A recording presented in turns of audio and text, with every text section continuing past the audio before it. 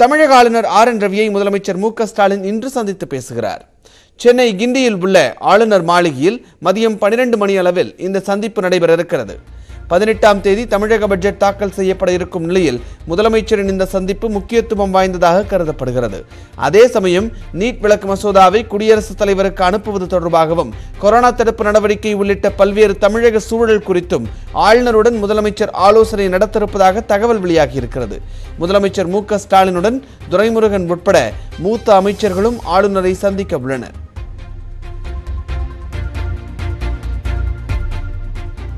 12 முதல் 14 வயதிற்குட்பட்ட சிறார்களுக்கு கொரோனா தடுப்பூசி போடும் பணி நாளை முதல் தொடங்க உள்ளதாக மத்திய அரசு அறிவித்திருக்கிறது.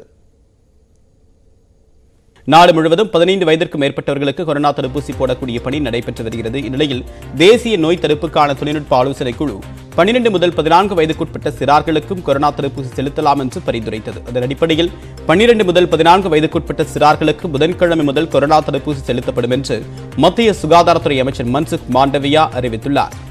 60 வயதிற்கு மேற்பட்ட இணை நோய் உள்ளவர்கள், முன்கள பணியாளர்களுக்கு மட்டும் முன்னெச்சரிக்கை டோஸ் எனப்படக்கூடிய 3வது டோஸ் தடுப்பூசி செலுத்தப்பட்டு வரக்கூடிய நிலையில் 60 வயதிற்கு மேற்பட்ட அனைவருக்கும் 3வது டோஸ் செலுத்தப்படும் என்றும் அமைச்சர் மன்சுக் மாண்டவியா தெரிவித்துள்ளார்.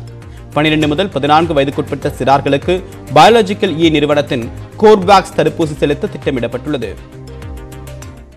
சென்னையில் உள்ள போக்குவரத்து துறை ஆணையர் அலுவலகத்தில் லஞ்ச ஒழிப்பு போலீசார் நடத்திய சோதனையில் முதற்கட்டமாக 35 லட்சம் ரூபாய் பறிமுதல் செய்யப்பட்டுள்ளது.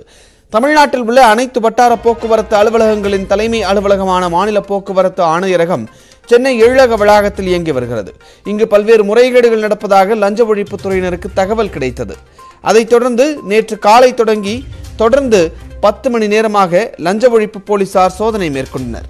அப்போது துணை போக்குவரத்து ஆணையர் நடராஜன் அலுவலகத்தில் நடைபெற்ற சோதனையில் முதற்கட்டமாக கணக்கில் வராத 35 லட்சம் ரூபாய் பறிமுதல் செய்யப்பட்டதாக லஞ்ச ஒழிப்புத்துறை போலீசார் தெரிவித்துள்ளனர்.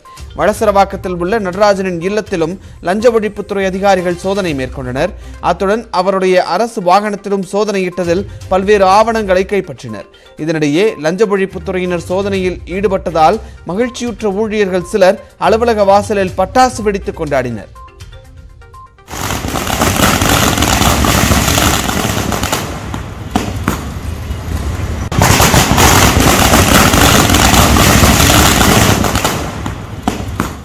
ரஷ்யா உக்ரைன் நாடுகளுக்கு